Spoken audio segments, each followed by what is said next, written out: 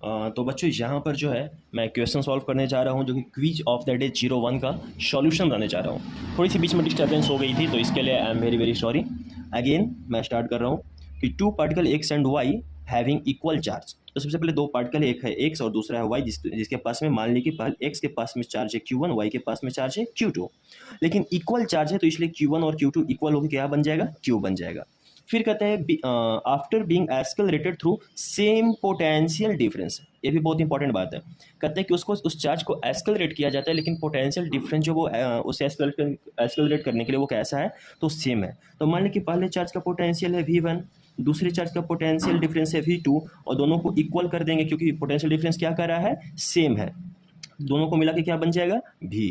इसका कहता है कि enter a region of uniform magnetic field. Magnetic field कैसी है, तो यूनिफॉर्म है। And describe circular path of radius R1 and R2। जी, जो इस सर्कुलर पाथ पे जो मोशन कर रही है, इसकी रेडियस सिर्फ R1 और R2 है, ये दोनों इक्वल नहीं है।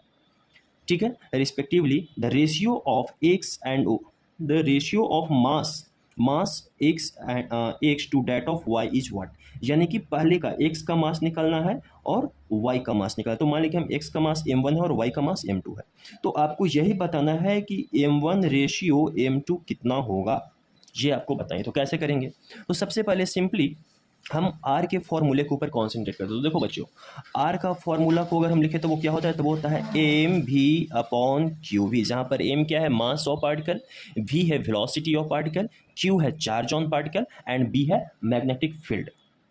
इसी तरह से आर का एक और फॉर्मूला आता है, अगर हम पी के फॉर्म में यानी कि लीनियर मोमेंटम के फॉर्म में लिखें तो वो होता है पी अपॉन क्यू बी, यानी कि R equal to P upon Q B, जहाँ पर पी क्या है, लीनियर मोमेंटम, क्यू है charge on particle, and B है मैग्नेटिक फील्ड। और अगर इसी को मैं काइनेटिक एनर्जी के फॉर्म में लिखूं तो वो लिखते हैं R equal to root two M K upon Q B. यहाँ पर के हो गया एनर्जी, एम हो गई मास, क्यू हो गई charge on particle, and B हो गई मैग्नेटिक फील्ड। और इसी को अगर मैं पोटेंशियल के फॉर्म में लिखूं तो क्या लिखूंगा, तो आइए हम सबसे पहले इसको समझते हैं। बच्चों, पोटेंशियल डिफरेंस क्या होता है, तो पोटेंशियल डिफरेंस आपने पढ़ा होगा कि मान लीजिए कोई चार्ज यहाँ पे रखा है, एक बड़ा सा चार्ज प्लस क्यू, और इससे काफ़ी दूरी पर यानी कि इनफाइनाइट डिस्टेंस पर एक छोटा सा चार्ज है, पॉइंट चार्ज, वो ठीक है, यहाँ पे टेस्ट चार्ज रखा हुआ है। अब उस चार्ज को इनफाइनाइट से यहाँ तक अगर हम लेके आते हैं पॉइंट ए तक, तो उसको यहाँ से लेकर आने में जो वर्क डन होगी वही क्या हो जाएगी, चेंज इन काइनेटिक एनर्जी। नहीं समझे, change in work done equal हो जाएगा चेंज इन काइनेटिक एनर्जी का। अरे भैया, वर्क एनर्जी थ्योरम क्या होती है, यही तो होती है कि change in work done by all the forces is change in kinetic energy, यही तो होती है वर्क एनर्जी थ्योरम। तो मैं इसी प्रिंसिपल को यूज करूंगा। ठीक है, तो आप हमें ये बताएं सबसे पहली बात कि ये तो हमारा वर्क एनर्जी थ्योरम है, अगर हम वर्क एनर्जी थ्योरम को अप्लाई करें इस फॉर्मूले में तो क्या होगा। तो देखिए क्या कहता है कि work done by all the forces is equal to change in kinetic energy. और जब पार्टिकल को इनफाइनाइट से किसी अदर पॉइंट तक लाने में वर्क डन हम कैसे निकालते हैं, तो वो क्या होता है, उसको हम क्या बोलते हैं, तो वो बोलते हैं पोटेंशियल डिफरेंस। और पोटेंशियल डिफरेंस यानी कि V बराबर क्या होता है, तो वर्क डन अपॉन चार्ज। तो यहाँ से वर्क डन हमारा क्या आ जाएगा कि V इंटू क्यू। क्लियर, ये हमें मिल गया क्या कि वर्क डन, की चार्ज को इनफाइनाइट से दूसरे पॉइंट तक लाने में कितना वर्क डन करना पड़ेगा। और यही वर्क डन किसके इक्वल में हो जाएगा, चेंज इन काइनेटिक एनर्जी। क्यों, क्योंकि ये वर्क एनर्जी थ्योरम कहता है हमारा कि change in kinetic energy is equal of work done by all the forces. तो यानी कि यहाँ से हमें वर्क डन हमें कितना मिल गया है, तो V into Q equal to change in kinetic energy, यानी कि हमें यहाँ से एनर्जी मिल गया, kinetic energy V into Q.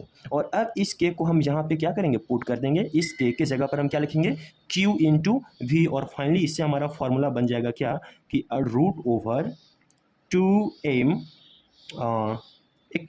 एक काम करते हैं हम, फॉर्मूला यहाँ पे क्या है कि root over 2m K upon Q we, ये ना। तो यहाँ से सबसे पहले हम रूट को हटाएं तो इस तरफ क्या हो जाएगा, तो इस तरफ हो जाएगा r square equal to 2m K upon Q square into B. Right, ये बात समझ में आ रही है, क्यू स्क्वायर इंटू बी। अब हम यहाँ पे अब के जगह हम क्या रख देंगे, तो के जगह हम रख देंगे V इंटू क्यू, जहाँ पर V ये वाला क्या है, ये है पोटेंशियल डिफरेंस, ये जो V है ये है पोटेंशियल डिफरेंस।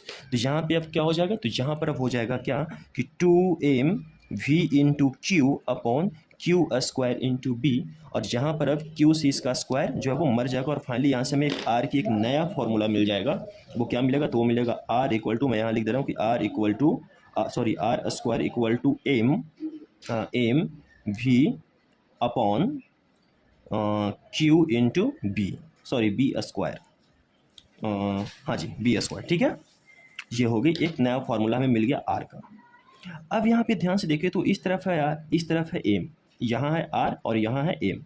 तो यहाँ से देखिए तो आर स्क्वायर डायरेक्टली प्रोपोर्शनल हो रहा है एम का, यानी कि मास का।